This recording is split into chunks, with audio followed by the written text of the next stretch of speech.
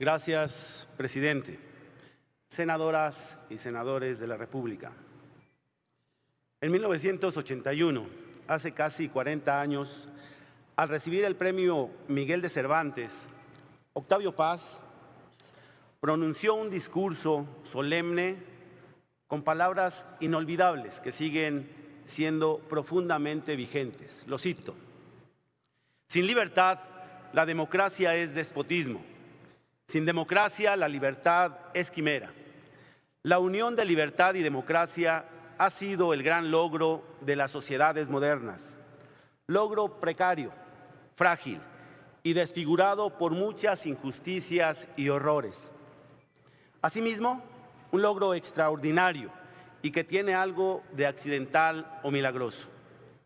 Otras civilizaciones no conocieron a la democracia y en la nuestra solo algunos pueblos y durante periodos limitados han gozado de instituciones libres. La libertad es preciosa como el agua y como ella, si no la guardamos, se derrama, se nos escapa y se disipa. Cierro la cita. A lo largo de nuestra historia y hasta el día de hoy, libertad y democracia siguen siendo los grandes principios rectores de las gestas heroicas del pueblo de México y testimonio perenne de su lucha cotidiana por afirmar su vocación de país indómito frente a regímenes de corte autoritario que a través del tiempo han intentado coartar, coaccionar o eliminar el derecho a pensar distinto o la necesidad republicana de contrapesos entre poderes y órdenes de gobierno.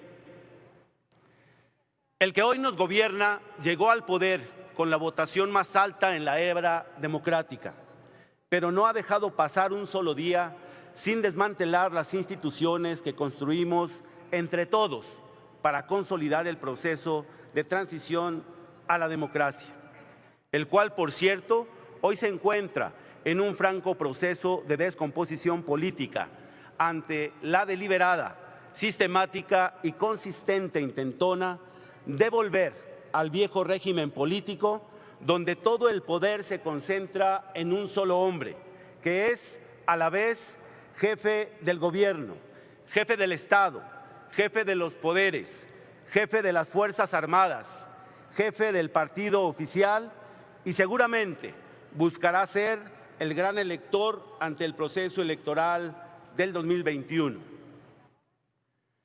¿Cuál es la política interior en un gobierno que usó la democracia para llegar al poder, pero desde el primer día no ha cesado en su propósito de desmantelarla, de debilitarla, de golpearla y de exterminarla?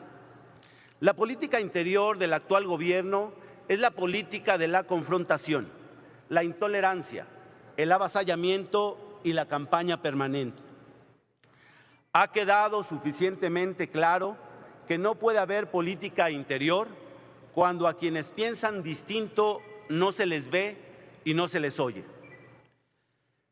En su relación con los gobernadores, este fue el gobierno que firmó el acta de defunción de la CONAGO y que ha convertido el golpeteo político en mecanismo de coacción hacia los gobernadores incómodos, mientras guarda vergonzoso silencio hacia los que son denunciados por abuso de poder y por el clima de ingobernabilidad que priva en sus estados. En su relación con los ayuntamientos, no se nos olvida las múltiples manifestaciones de los gobiernos locales acusando un trato diferenciado y discriminatorio en la distribución de las participaciones. Eso sin contar con la nociva interferencia de algunos actores políticos, como esos que han necesitado la desaparición de poderes ante la galopante corrupción que casi los extingue, como en Macuspana, Tabasco. En su relación con las iglesias, es penoso tener que recordar que se anunció que se realizaría una cartilla moral que sería avalada y entregada por representantes de cada una de ellas. Eso sin contar las cotidianas alusiones a conceptos religiosos por parte del presidente López Obrador, lo cual ha llegado a tener que ser sancionado por la autoridad electoral, como en el reciente spot gubernamental en el que el gobierno federal, sedicente juarista, invocaba conceptos del Papa Francisco. En su relación con los organismos constitucionales autónomos, asistimos al que quizás sea el peor momento para ellos de su historia. Y si no, ahí está el elocuente ejemplo de lo ocurrido con la apropiación partidista y destrucción funcional de la Comisión Nacional de los Derechos Humanos. En su relación con los medios de comunicación, es ofensivo el nivel de acoso, hostigamiento y amenaza que todos los días se despepita desde el atril presidencial en contra de la prensa, que no hace otra cosa más que realizar su trabajo, es decir, cuestionar al poder. La relación con los partidos políticos es simplemente un doble rasero. En el partido del presidente, el gobierno está metido hasta las manitas, mientras que a los partidos de oposición no se les dispensa un trato que corresponda a la tradición democrática y pluralista de nuestro país.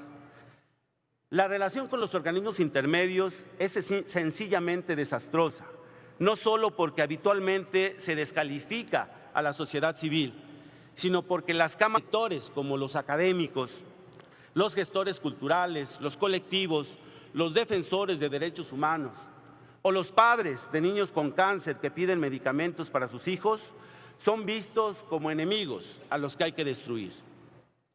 Todo lo anterior en un contexto de extrema violencia que ha costado casi 60,000 muertes por homicidios dolosos y casi 70,000 muertes por una pandemia mal manejada. 1,200,000 empleos perdidos y cientos de miles de pequeñas empresas desaparecidas. Escándalos de corrupción que no se castigan, sino que se encubren, se protegen y se esconden debajo de unas escaleras que simple y sencillamente nunca se barrieron.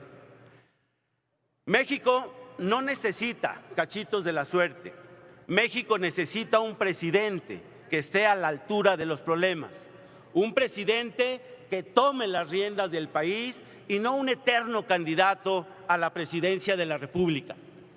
Compañeras y compañeros senadores, nuestro país atraviesa por una crisis sanitaria, económica y de inseguridad que afectan considerablemente la gobernabilidad de México. Lamentablemente, el gobierno de Andrés Manuel López Obrador no está a la altura de los problemas y no vemos la luz al final del túnel como él afirma. Hoy, en el Partido Acción Nacional, no daremos un paso atrás. Continuaremos luchando de la mano con las familias mexicanas para tener soluciones claras y concretas. Por ello, seguiremos impulsando reformas que ofrezcan soluciones efectivas a los alarmantes índices de inseguridad que afectan a México. Propondremos apoyos al personal de servicios de salud ante la pandemia de COVID-19. Seguiremos impulsando el establecimiento de los mexicanos y mexicanas. Continuaremos impulsando iniciativas y acciones para atender la violencia contra las mujeres. Seguiremos siendo implacables para que se garantice la salud de la niñez mexicana. Continuaremos señalando los casos de corrupción de personajes cercanos al presidente. Seguiremos denunciando y combatiendo la regresión a la que el presidente y sus aliados quieren llevar a México. Ellos pretenden regresar a modelos de gobierno que no funcionan y que ya fueron desechados. En Acción Nacional tenemos la confianza en que la historia pondrá a cada uno en su lugar y nos dará la razón. Tenemos confianza en que en el corto plazo la gente se dará cuenta de lo que representa realmente Morena. Y reiteramos lo que dijimos hace 14 años. Son un peligro para México. Hoy, 15 de septiembre, y a pesar del presidente de la República, en Acción Nacional les recordamos a las mexicanas y a los mexicanos que tenemos un gran país. Luchemos por él.